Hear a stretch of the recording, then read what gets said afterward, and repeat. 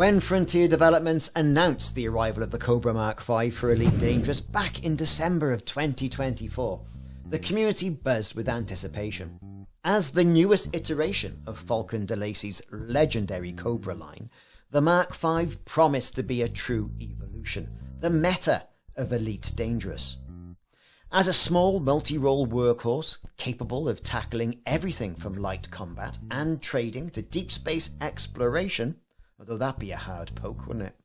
Early access for the vessel went live on the 12th of December 2024 as part of that aptly named Cobra Mk V update.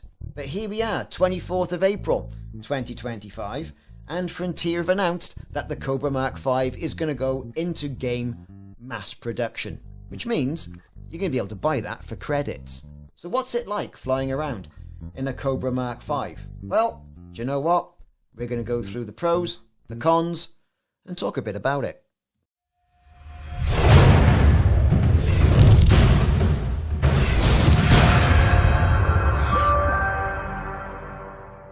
This really is an amazing ship, but since its introduction in the Elite's early days, the Cobra has served as the quintessential jack of all trades ship in the game. From the original Cobra Mk III, revered for its balance of speed, power, cargo space, to the experimental Cobra Mk IV, less said about that, Falcon DeLacy has continually refined the platform.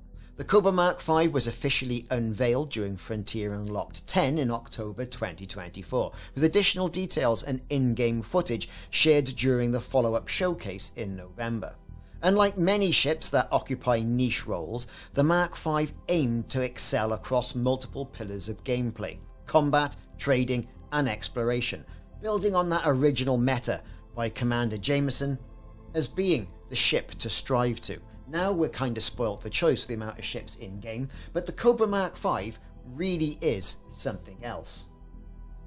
Up until this point, commanders who were eager to get their hands on the Mk V, it went through Frontier's current way of releasing ships through the ARC's early access process. It was priced for the standard version at 16,520 ARCs, and the ship became available for purchase immediately after 4 ARCs after that scheduled downtime, as soon as that update was released. Traditional in-game credit purchases, like I mentioned, are available from the 24th of April 2025. Now, here we go. What's it all about then? Now, where us commanders spend the most of our time is going to be in the cockpit, and the cockpit layout does need to be good.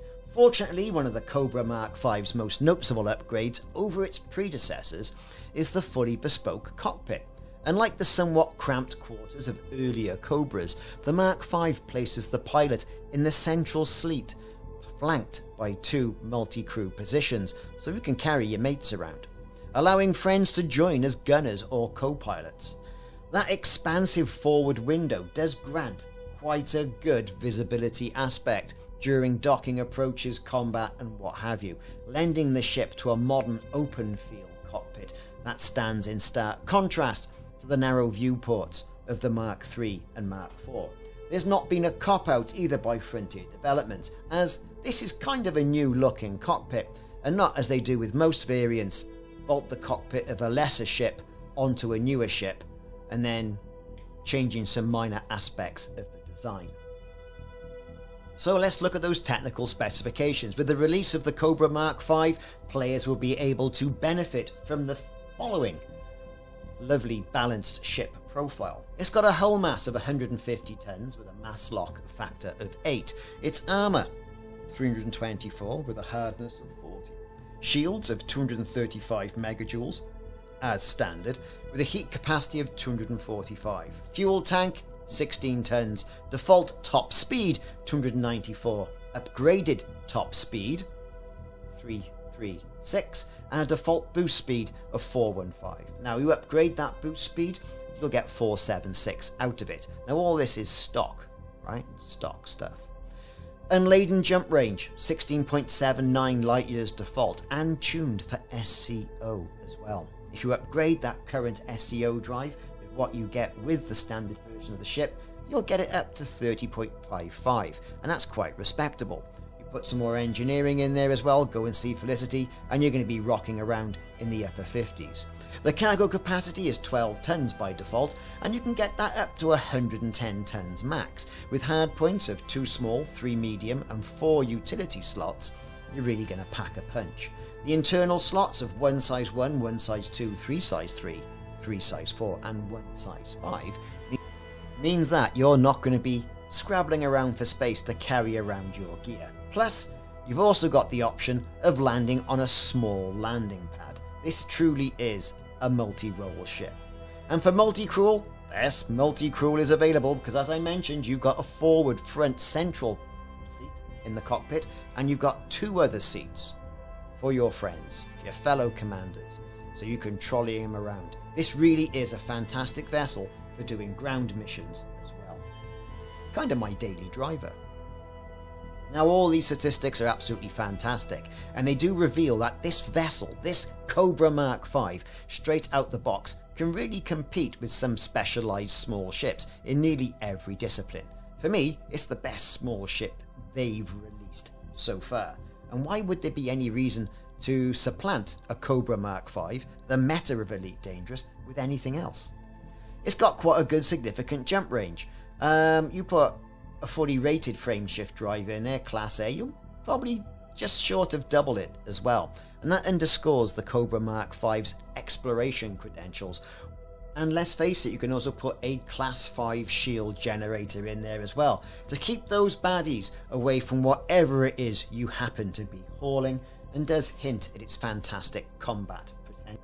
This brings me nicely on to the engineering potential, and beyond that stock performance, those stock modules, the standard Cobra Mk V shines when us commanders dive into the engineering side of things. The community tests have demonstrated that with a grade 5 modifications and Guardian sourced frameshift drive boosters and that Super Cruise overcharge, the Mk V can achieve some impressive boost speeds, some great top speeds, and also some brilliant jump ranges, knocking on the door of 70 light years unladen. Now, all these figures do position the Mk V at the top of the small ship bracket for both speed, range, and surpassing even dedicated Diamondback explorers in jump capacity in some aspects.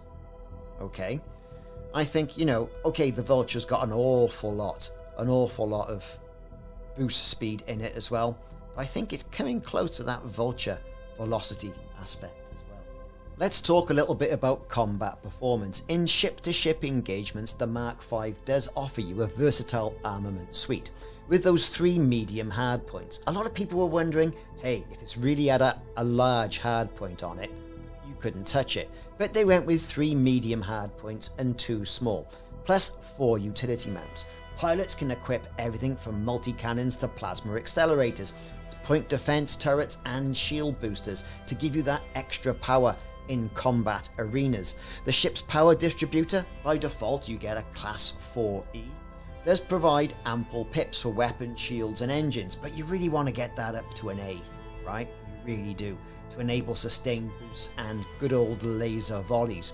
Now, while the dedicated combat ships like the Vulture still edge out over the Mk V in armour and that raw firepower with its Class 3 weapons, even though there's only 2 of them, the Cobra's superior speed, that's if you fit it with 4A thrusters, and, let's face it, good old shield generator, make it a good hit-and-run tactic ship.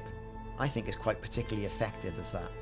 Now, in skillful hands, the Mk V can outmaneuver heavier adversaries, disengage at will and pick off targets of opportunity without overstaying its welcome. But what would you expect of a small ship who can get right up the trumpet of an anaconda? Now, for traders and miners, the Mk V represents a bit of a leap over its Cobra forebearers. With a maximum cargo capacity of 110 tons, it nearly matches the bargain bin Type 6 transporter, while retaining the agility and jump range of a small ship, and the fact it's cooler than a Type 6 left, right and centre. The option internal configuration, along with that Class 5 slot, possibly for more cargo or shields, do offer that flexibility to install additional cargo racks, collector limpets, or even refinery modules for those small-scale mining operations. Although it can't rival the giant haulers for raw tonnage, the Mark V's speed and jump range allowed traders to pivot between those lucrative high-value routes and some more opportunist resource-gathering missions without needing to switch vessels. All depends what you read. Now, for those of you who are explorers, those exploring commanders, they'll find the Mark V's combination of jump range, fuel scooping capacity and heat management more than adequate for most mid-range voyages. You're not really going to have to go to the other end of the galaxy in one, although some people have done it in as small things as a Sidewinder. Why you'd want to, I don't know. Popping in a good Guardian frameshift drive booster for that extended range and a decent fuel scoop, and you're going to be able to travel quite the distance. Let's face it, scientific expeditions aren't out of reach here, and the cockpit is kind of defined for that, with that footwell view of the ground. It's quite easy to find all that exobiology, and unladen, you can get it up to in excess of 70 light years. So when correctly engineering has been applied to this, you can really go head to head with some of the many dedicated explorers that are currently out there. And it's a small ship, to be honest with you. The addition of 2 multi-crew seats does elevate the Cobra Mk V beyond that of a solo craft. It changes from you being that lone wolf forging your own path in the galaxy to something that you can do with friends. Pilots can bring along wingmates to man any turrets, handle mining limpets, or navigate during complex trade routes. Frontline mercenary groups and casual fleets have alike in-game praised this feature for fostering cooperative play in a ship that remains small enough to dock at any port. The Mark V's cockpit, with its wide field of view, also lends itself to that shared experience, whether it's dogfighting or just popping around an asteroid field in those planetary rings. With those affluent commanders who have made their money either hauling for system colonization, have been through it with the war, credits don't really matter. But even for starting out commanders, you know what? It's not going to be too expensive anyway, let's face it. The community reception to the Mark V was overwhelmingly positive, with commanders praising its blend of speed, cargo space and combat viability. I myself ate my words. I didn't think it was going to be all that, but oh my god, I really do like this ship. So in conclusion, I would say the Cobra Mk V does stand as a testament to Frontier Development's commitment to the evolving classic ship lines of a legacy ship. Now, it does honour that Cobra legacy by delivering a balanced multi-role platform that excels in a lot of things. Doesn't really master it though, does excel though, and there's a lot of things that, it does do, and you think, I'm really surprised by that. Now, if you haven't already done so and bought this ship with ARCs, it's time to buy it with credits in-game. Are you gonna? And then, what sort of paint job are you going to put on top of that? Are you going to go for a ship kit? Or are you just going to revel in the fact you've now got a small ship that will allow you to bomb around the elite dangerous galaxy without a care in the world?